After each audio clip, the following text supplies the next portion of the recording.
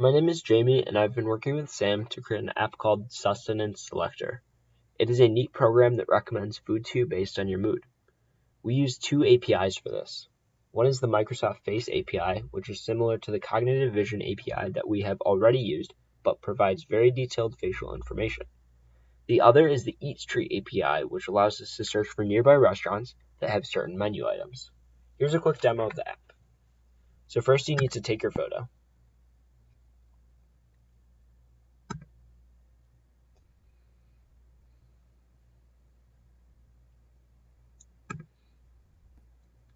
Once you click Generate Recommendation, the app will find your emotion and recommend a food for you to eat. Then you can type in your current address.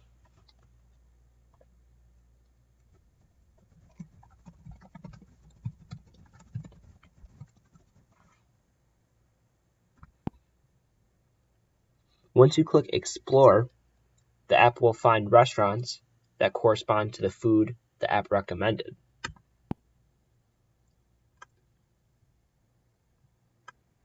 So it's coming up with restaurants that are basically just around campus based on the location that I picked.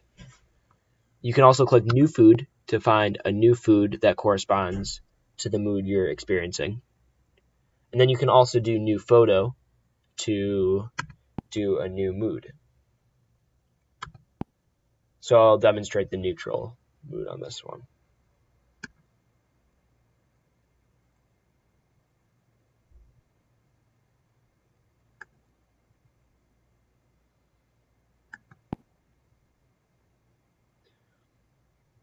So here's the neutral recommendation. That's about it. We went with this idea because something food related had good general appeal and because it allowed us to work with multiple APIs. The way we organized work is that we'd communicate regularly via text on what we had to get done next and who was free to do it. Whoever had time would put in a few hours and let the other know what had been added. There were a few nights where one of us was coding and the other was kind of on standby to test on their end or provide insight. Labor division ended up pretty fair. Sam set up the basic framework and GitHub repository, made the basic UI layout, handled our emotion to food function, and took care of everything with the Eat Street API. I coded the UI into the main activity, set up everything with the Face API, including how to send the photo data and set up the location input. And of course, we both did a lot of debugging. The biggest challenge we had along the way was definitely uploading the picture.